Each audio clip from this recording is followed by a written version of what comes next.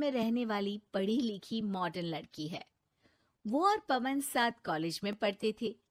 धीरे धीरे उन दोनों में प्यार हो गया। पर पवन गांव में रहने वाला एक साधारण सा लड़का है। मधु के पिता हमेशा उसे ये बात कहकर ताना देते हैं, तुम वहां गांव में कैसे एडजस्ट करोगी? शादी करके तुम गांव तो चली जाओगी, पर अपनी सारी मॉडर्न सोच और चीजें यहाँ शहर में ही रख कर जाना। ये सुनकर मधु को बहुत गुस्सा आता है। तो क्या हुआ अगर वो लोग गांव के हैं? मैं वहां जाकर उस घर को बिल्कुल शहर की तरह बना दूंगी। शाम होते ही मधु पवन को वीडियो कॉल करती है। अच्छा हुआ तुमने वीडियो कॉल कर लिया। आओ, मैं तुम्हें आज अपनी माँ से मिलाता हूँ। अरे बिट्टू, क्या कर रहा है? ये क्या है? दूर करना इस टुनटुने को। जाने कौन दिख रहा है इसमें तो। अरे माँ, आपकी बहू का वीडियो कॉल है। आप इसमें अपनी बहू से आमने सामने बात कर सकती हैं। नमस्ते माँ जी, कैसी हैं आप? अरे जका, ये बहू ने अपने कानों में क्या लगाया है? जो कैसे झुमके हैं? झुमके नहीं माँ जी, इन्हें ईयरफोन्स कहते हैं। इससे सामने वाले की आवाज और अच्छे से आती है। मैं आपको भी ला कर दूंगी। अरे नहीं नहीं, हमें नहीं ना चाहिए। हमारे कान बिल्कुल ठीक है। हाँ। माँ जी की ये बातें सुनकर मधु को अपने पिता की बातें याद आ जाती है और वो उसी वक्त ये ठान लेती है कि वो अपने ससुराल को एकदम मॉडर्न ससुराल बनाकर रहेगी। कुछ दिन बीत जाते हैं। पवन और मधु की शादी हो चुकी है। आज मधु का अपने ससुराल में पहला दिन है। माँ जी, मैं आपके लिए एक तोहफा लाई हूँ। और इतना बड़ा तोहफा? अरे क्या लाई है रे इस बड़े से बक्से में? मधु बॉक्स खोलती है। ये क्या है? ये वैक्यूम क्लीनर है। मैंने आपको झाड़ू लगाते हुए देखा तो सोचा अब आपका काम आसान हो जाएगा। अरे वाह बहू वाह, तूने मुझे झाड़ू लगाते हुए देखा तो तू मेरा हाथ से झाड़ू लेकर खुद भी तो लगा सकती थी ना। पर नहीं, तूने तुझे मशीन लाकर मेरे हाथ में दे दी कि यह काम हमेशा मैं ही करूं। ये आजकल की शहरी छोरियां बिल्कुल नहीं बदलेगी। मधु को मन ही मन गुस्सा आता है, पर फिर भी अपना गुस्सा भूलकर मधु माजी को वैक्यूम क्लीनर इस्तेमाल करना सिखाती है। अगले दिन मधु सुबह उठती है तो ये आंगन में से कैसी आवाजें आ रही हैं? मधु दौड़ती दौड़ती आंगन में जाती है और देखते ही चौंक जाती है। अरे माँ जी, ये आप क्या कर रही हैं?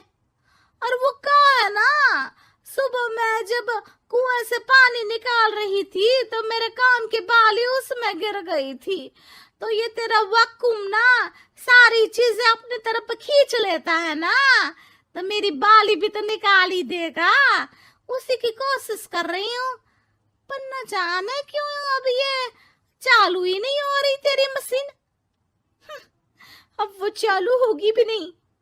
पर अब कुएं में से पानी निकाल क्यों रही थी? अरे कमाल करती हो ना बहू। पीने के लिए पानी क्या तेरे मायके से लाऊं मैं?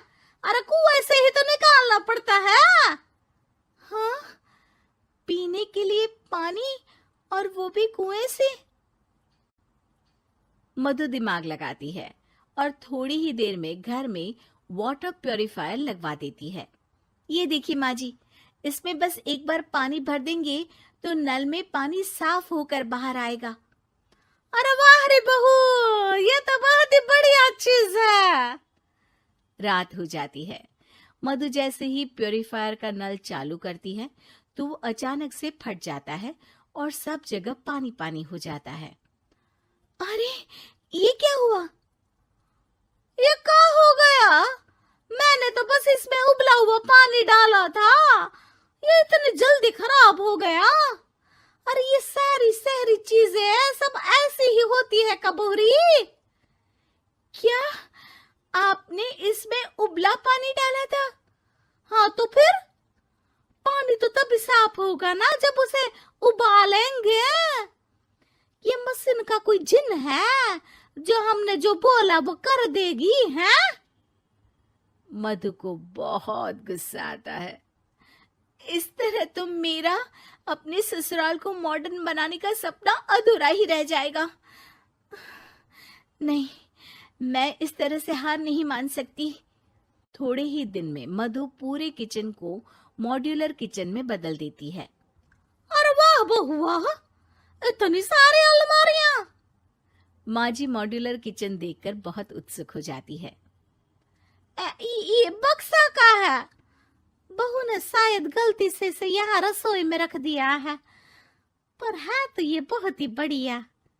अगले दिन सुबह, अरे मायरी क्या हो गया? मैं तो बर्बाद हो गई, मेरी सारी पूंजी जलकर राख हो गई। हे राम, अब मैं क्या करूं? माँ जी की रोने की आवाज सुनकर मधु दौड़ी दौड़ी किचन में आती है और इतना धुआं देखकर घबरा जाती है। ये सब कैसे हुआ माँ जी? ये आग कैसे लगी?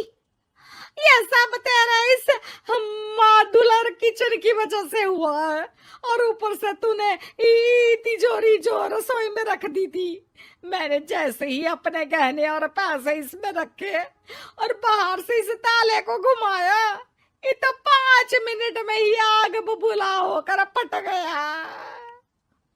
अरे माँ जी, ये तिजोरी नहीं है, ये तो माइक्रोवेव है।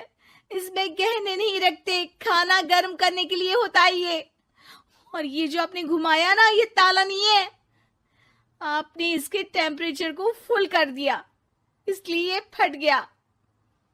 माँ जी और जोर जोर से रोने लगती है।